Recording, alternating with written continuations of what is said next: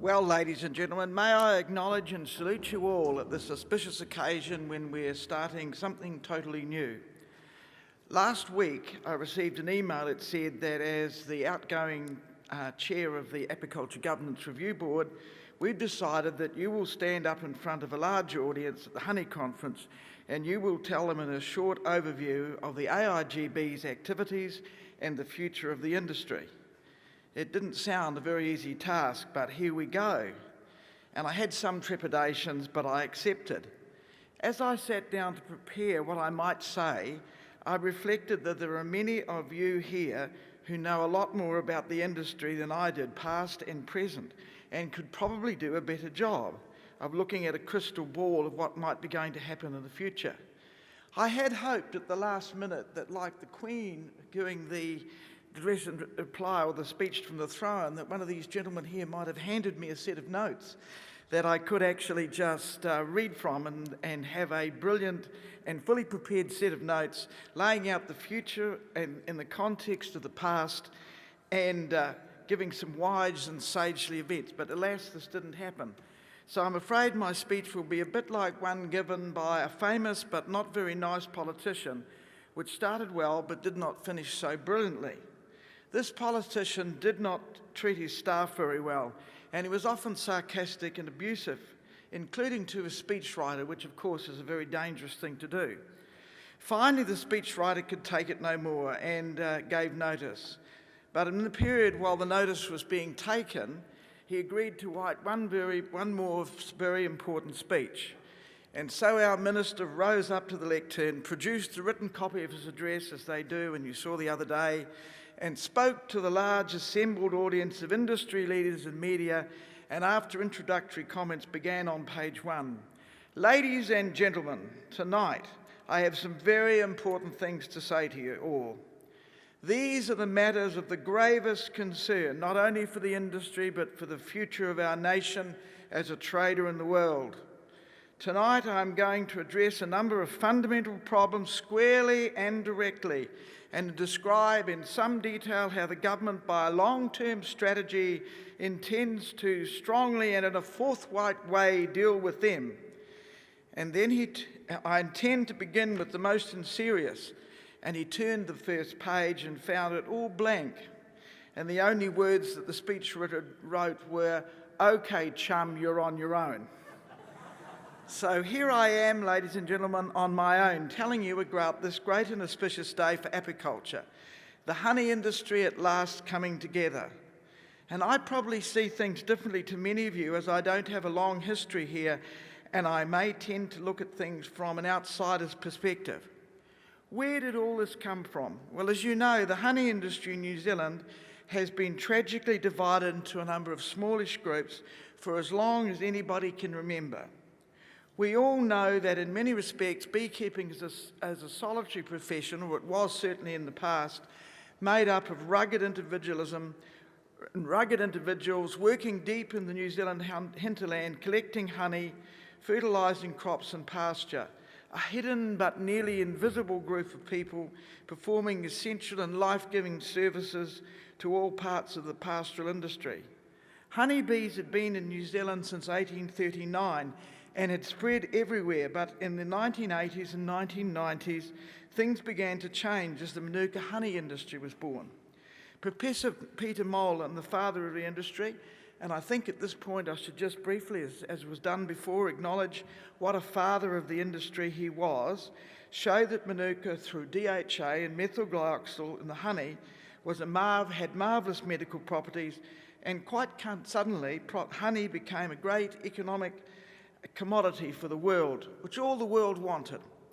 In the 2000s, another major crisis occurred with the advent of Varroa and other serious diseases like American foulbrood, which had of course been around for a long time. These two factors were the most obvious causes why the freewheeling, laissez-faire industry could not carry on as it has done for so long. At that point, I need to mention another strong and no-nonsense personality, and this is our conference chairman, of course, John Hartnell. Everybody would agree what a great job he's done with the conference, And indeed, his vision over a very long period has been really instrumental. I'd just like you to all acknowledge that, just especially at this very moment.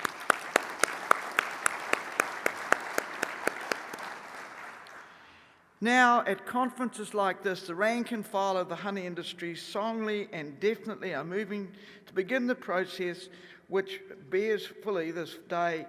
It's happening right before our eyes. In the 2015 conference, notice of motion was decisively carried to bring forward the proposals that you see have happened. The conference set in place the plan to establish the Agriculture Interim Governance Review Board. A set of consultants were appointed to choose a group which respected and understood the three sectors in the industry: the hobbyist, the beekeeper, and the process exporter and supplier. I was chosen as independent chair. Those who know me will know that I'm a bit of a committee junkie. I am a 6th-term and hopefully 7th-term regional councillor. And by the way, if there's any of my constituents here, just my name's at the bottom of the ballot, and I'm very pleased to meet you. And the elections are only 3 months away, so don't forget. So I'm also a FSANZ director, and I'm also chair of the Manuka PGP, and therefore have some knowledge of things. But actually, my background was not in bees, but in milk, and I worked in Kiwi and Fonterra for 35 years. Perhaps they figured that if you can endure 35 years and survive in the dairy industry politics, you might find politics and arguments in the honey industry not much at all. Daniel Paul, our CEO, called me in all places in Grenada and the Caribbean and asked me if I'd like to do this. And I said yes, because it is such an important job. The board met late in 2015, and we found that the process or pathway for change was laid out in your notice of motion. We had to take the existing NBA constitution and expand it so that all other groups were included. To do this, we have to get a vote of existing members to change the constitution. The only way to overcome distrust, scepticism, etc., was to run as transparent a process as possible, listening, adjusting the rules to accommodate where possible, and to be as fair and equitable as we could. And we really did try very hard to do that. We allowed those who wished all the way through to communicate with us, and all of our meetings we had the opportunity for people to visit and express their views. When we prepared the draft amended constitution, we put it on the NBA website, and we looked at the more than 50 replies we got and incorporated as many of those in as possible, and reissued it as a draft. I should also like to acknowledge a couple of other gentlemen three gentlemen on the stage, other than John, who were in fact members of that board and who worked so strongly for it. A vote was held in March based on the old NBA weighted voting basis, and this was carried. A new united board could then be established, which consisted of 4 beekeepers, 4 industry processing supplier people, and 1 hobbyist. An independent chair has yet to be decided. The balance was concerned as a way to which we could bring all the interests in together and make them one, and that's what we've tried to do. So here we are at last. The day of the new board is to enter office, and my job is to be gone. We wish to congratulate all those who were elected and have taken up the new challenge. As Winston Churchill said in 1942, this is not the end, not even the beginning of the end, but the end of the beginning. So here we are, starting again. It will be a new era of professionalism, and it is indeed a new era. And if you think you've seen changes, the changes from now on will be even greater. The new era has significant opportunities, but also significant challenges. To maximise the advantage and avoid the crashes, you have to have unity of purpose. You need to be the masters of your own destiny. This doesn't mean that competition and business rivalry have to end, but it does mean that Agriculture New Zealand must operate in every part of the industry in a fair and transparent way, supporting everybody and having no favourites. In France in the 17th century, it was filled with aristocratic rivalry as different rivals competed for power. It was so-called the period of the Fronde. One of the kings made a rule that there was a circle around the royal court where no swords were permitted, and to bring violent action inside that circle would result in harsh punishment and indeed execution. Now, I'm arguing for the same kind of thing for apiculture New Zealand. I would like to see apiculture New Zealand like that, a royal circle, a place where people can put their grievances aside and talk it out in a New Zealand incorporated fashion. On the other side, these new board members must listen, and listen again to fully gain the trust of everybody. They too must not bring their own swords to the board, but remember their important role to show leadership and carry forward the industry in a leadership basis. We know that out there is some resistance to these changes, but this is their right. But now we appeal to them all to see that this day, this new one which we have, and which you all have a stake, and which they can all together go for. Unity is very important in times of change because you can seriously engage in having a say in what will occur. Already the government has indicated its pleasure to have one significant representative industry body to deal with. MPI called recently a meeting and looked at the real concerns, and I noted that a number of the interim board or the new board were invited. Although it is very early to be definitive, a larger meeting of leaders of the industry met at the Beehive with the senior ministers of MPI and MB and the Minister of Forests to discuss the future of research in the industry. The government sees the honey industry as a possible star performer as it rebalances New Zealand's economy and seeks to double New Zealand's pastoral income.